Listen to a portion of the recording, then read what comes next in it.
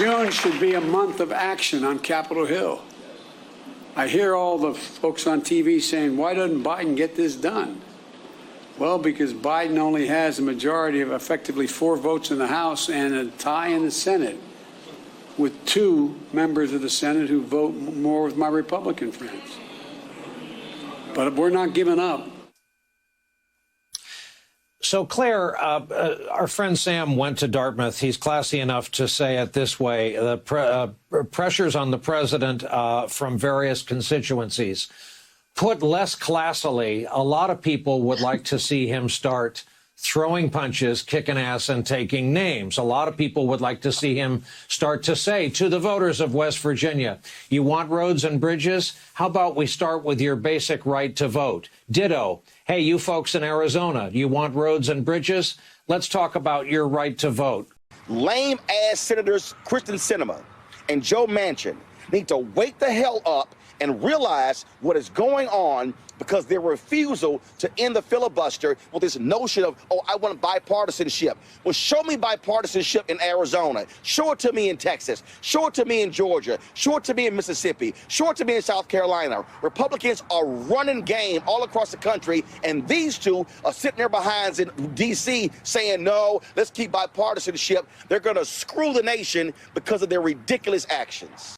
But this is about the filibuster. I mean, Joe Biden calling out Joe Manchin, who has said again and again and again, to the point where yesterday he said, guys, you can keep asking me about the filibuster, but I'm not going to change my answer. We need to keep the filibuster. So Joe Biden and progressive Democrats are trying to put downward pressure on Sinema and Manchin to say, hey, I need you to blow through the filibuster if we're going to get a bunch of our stuff through, including infrastructure, including voting rights. No. And Joe Manchin has said, I'm not doing it.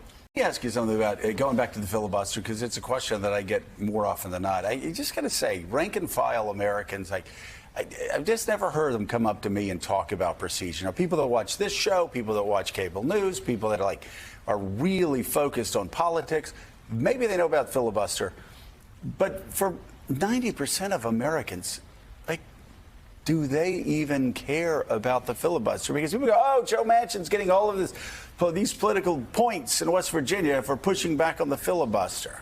No, I think the average American doesn't understand, does not have knowledge. And there's really not been a national kind of campaign to the public about the filibuster. This has all been inside Beltway politics.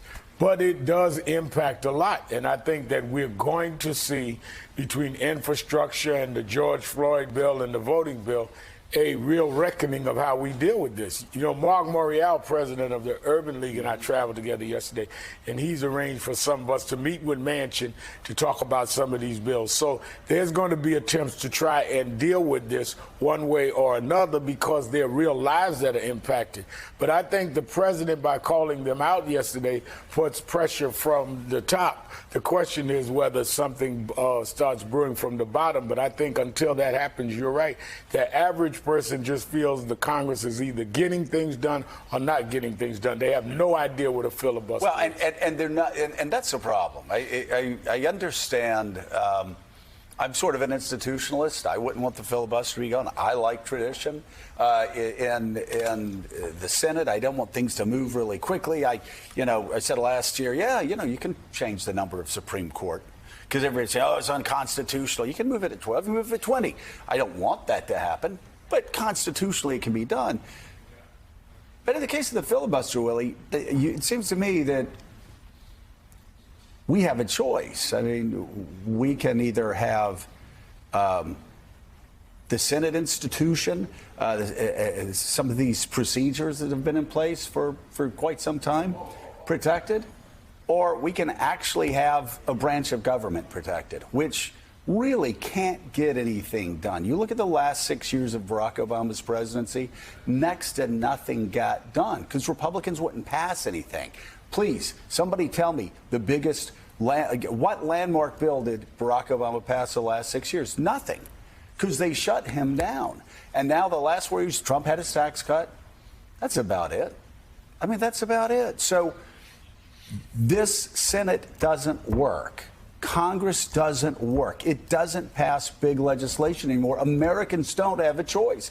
That's why Republicans win 1 year, Democrats win 2 years later. Republicans win 2 years later, Democrats win 2 years. At some point, give the American people the choice. If Democrats want to go big, much bigger than I'd want to go, but if they want to go big, then go big and give Americans that very clear choice, which you can't get when nothing ever gets passed. That's exactly the argument made by Democrats in the Senate, progressives who've said, look, the choice is we can preserve this institution called the filibuster, or we can get better on voting rights, or we can have a January 6th commission, or we can do, the list goes on and on and on for people saying, Jonathan, look, we can sit here and we can have this gridlock and we can wring our hands and we can try to convince Joe Manchin to go one way or the other, but we're not getting anything done. And so the question will be, are they willing to strip away an institution, the filibuster, to get through their big agenda?